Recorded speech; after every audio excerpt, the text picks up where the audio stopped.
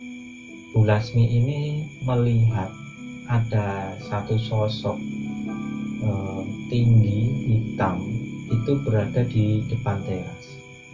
Sosok itu menyerupai orang, cuma lebih tinggi dan sosok itu terlihat hitam. Spontan saja Bu Lasmi ini menyapa sosok tersebut. "Mas, kok di luar sendirian? Kok nggak masuk ke dalam?" Nah, itu sapa Bu Lasmi. Cuma waktu itu sosok tersebut hanya diam, tidak menjawab apa yang dikatakan oleh Bu Lasmi.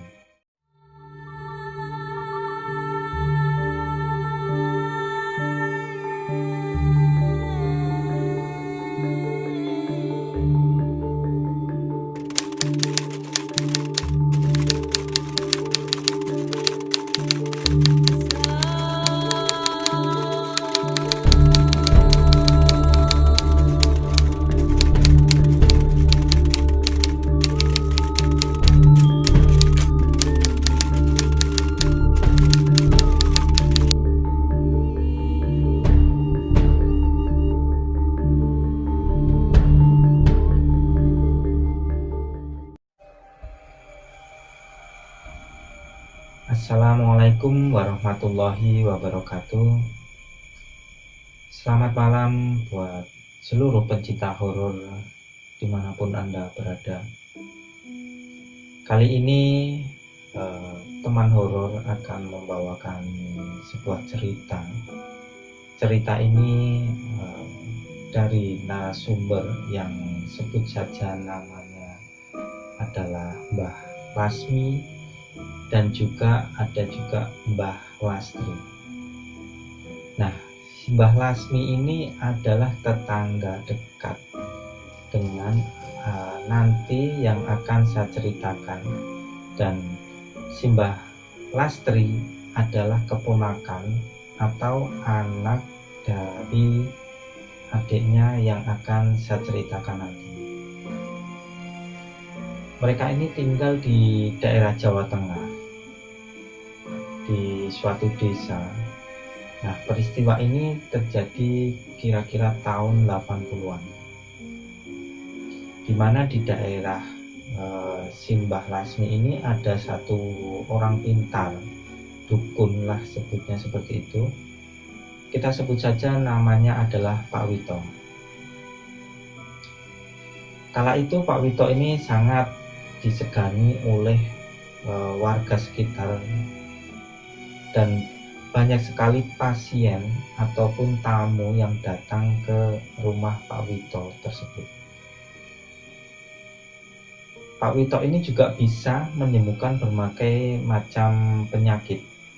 Nah, penyakit yang paling banyak disembuhkan oleh Pak Wito kala itu adalah penyakit amandel.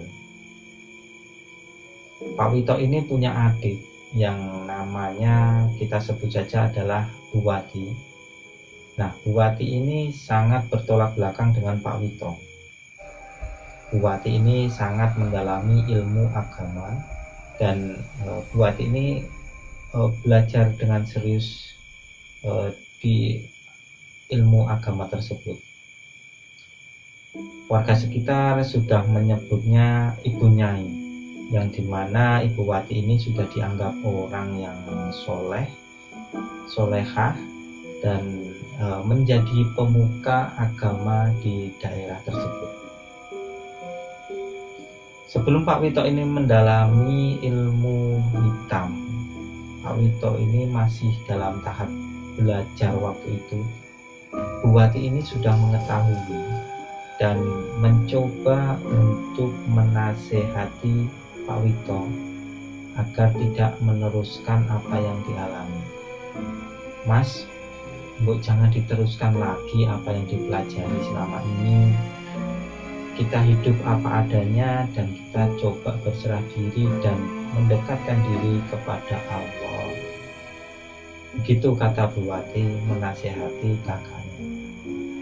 Namun Pak Wito kala itu tidak menghiraukan apa yang dikatakan oleh Buati.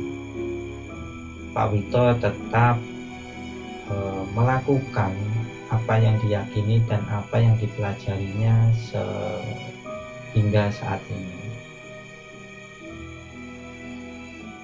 Singkat cerita, Pak Wito terus belajar dan mendalami ilmu hitam yang dipelajarinya selama ini. Suatu ketika Pak Wito ini disuruh untuk pergi ke Gunung Kawi. Nah, dari sinilah Pak Wito ini nantinya akan mendapatkan perewangan dari Gunung Kawi tersebut. Benar saja, singkat cerita, akhirnya Pak Wito setelah pulang dari Gunung Kawi itu Pak Wito itu mendapat tamu setiap hari, dan setiap harinya itu selalu ramai dengan tamu yang berdatangan ke rumah Pak Wito. Semakin lama semakin terkenal nama Pak Wito tersebut. Semakin banyak orang yang datang yang mau berobat ataupun meminta bantuan hal-hal lain untuk dipermudah segala urusannya dan dibantu oleh Pak Wito.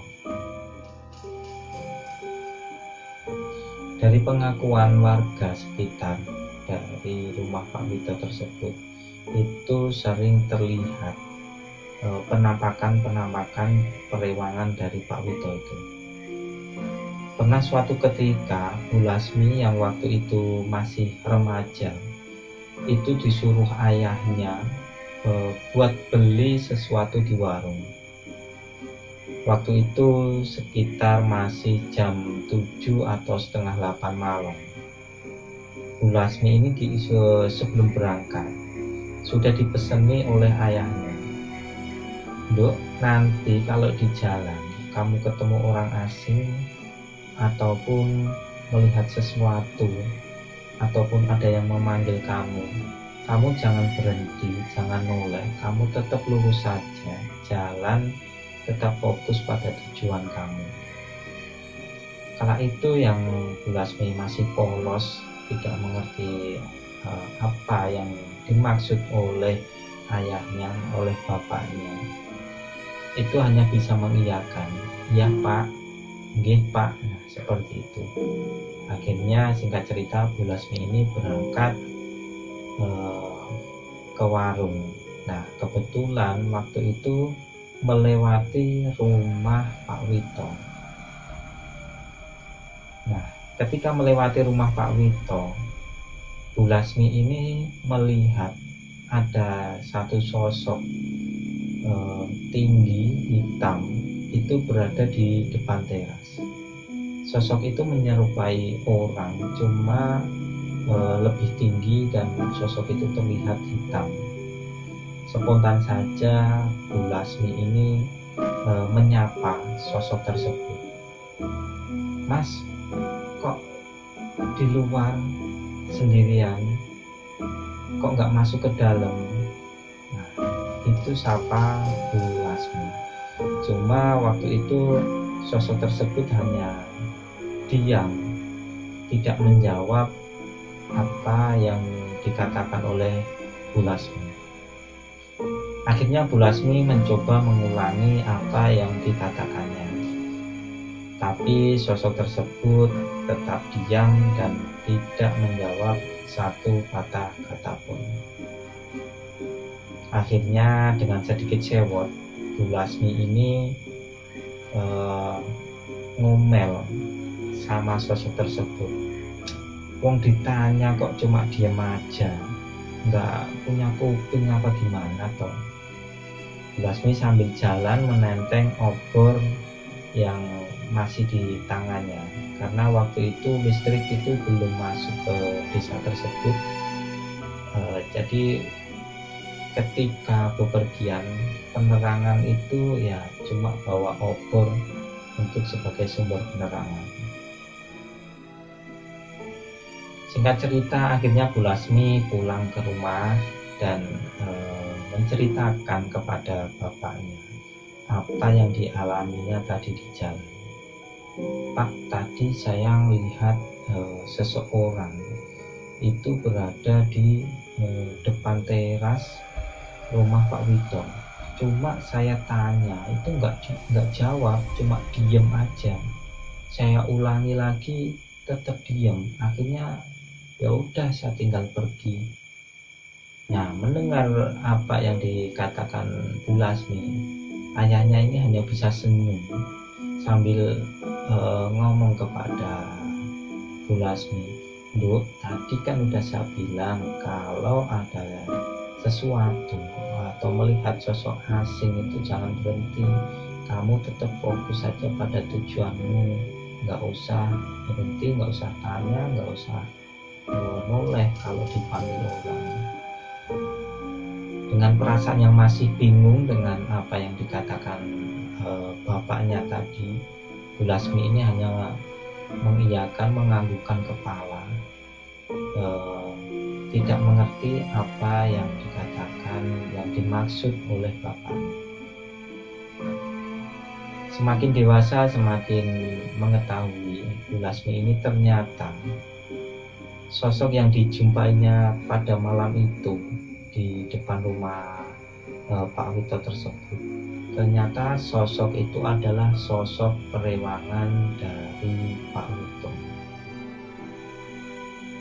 Bu Lasmi ini cerita ternyata banyak warga sekitar yang juga melihat sosok yang seperti diceritakan oleh Bu Lasmi tadi. Sosok tinggi hitam itu duduk ataupun berdiri di depan teras rumah Pak Wito. Cuman sosok itu tidak mengganggu, cuma selalu menampakkan diri. Nah, ketika ditanya oleh warga yang melintas di depan rumah Pak Wito, itu sosok tidak pernah menjawab, hanya diam saja.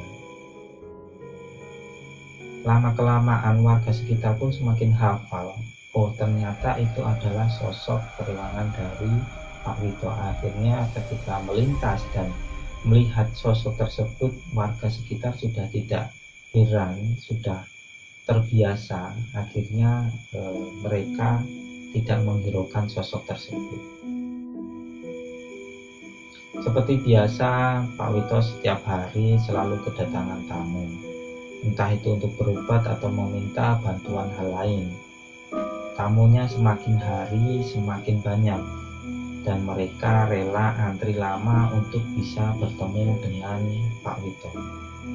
Nah, sebelum Pak Wito ini menjadi dukun, Ibu Wati, adiknya itu pernah cerita sama anaknya, Bu Lastri, yang tadi jadi narasumber yang saya ceritakan di depan. Itu pernah cerita begini, nanti Pak Demo itu jadi dukun hanya bisa bertahan hingga 7 tahun saja.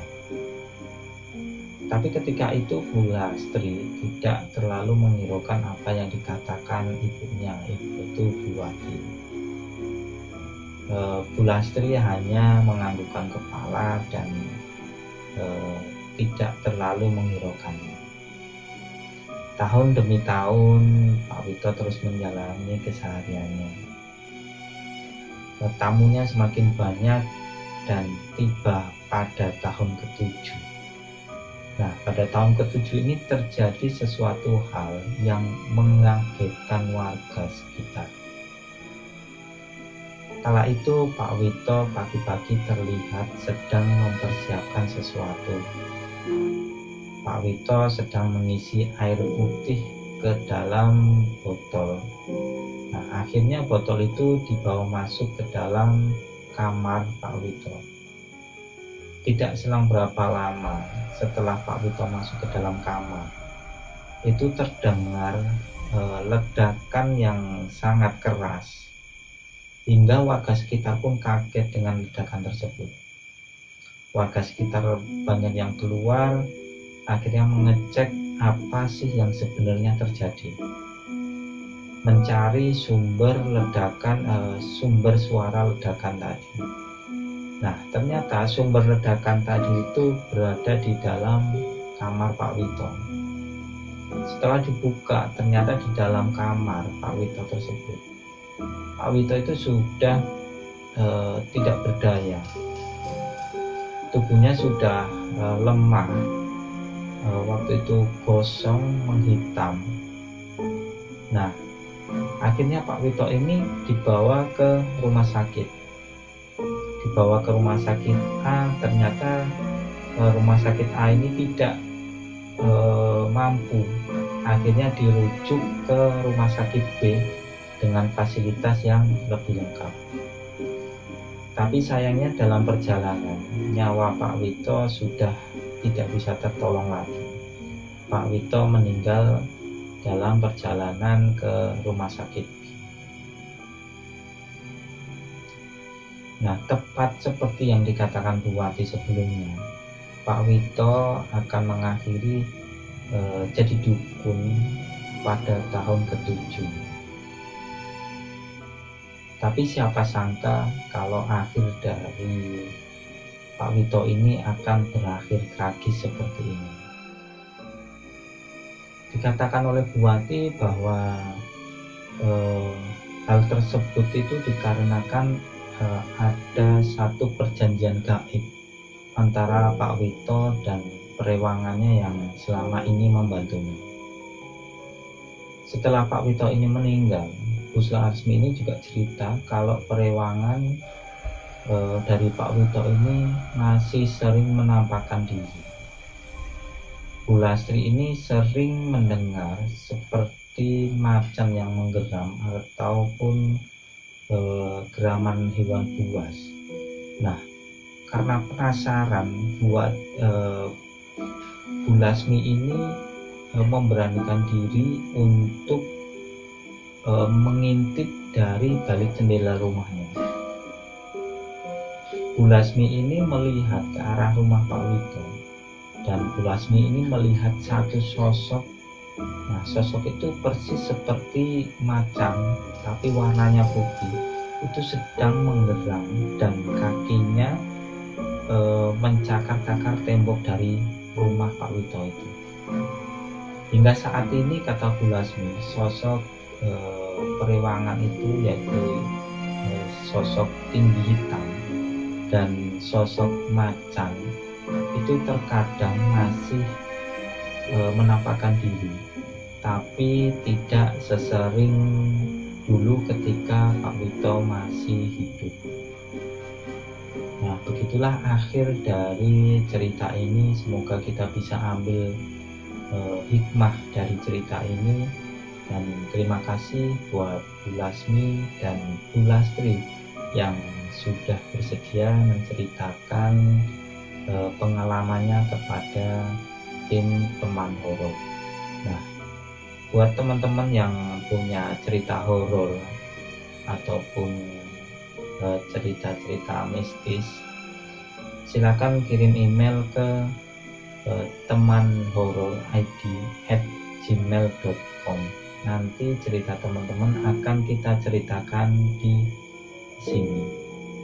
Nah, terima kasih juga buat teman-teman yang sudah mau klik video ini, dan jangan lupa untuk subscribe agar channel ini terus berkembang dan menyajikan cerita-cerita horor buat teman-teman semua. Saya akhiri cerita malam ini. Wassalamualaikum warahmatullahi wabarakatuh.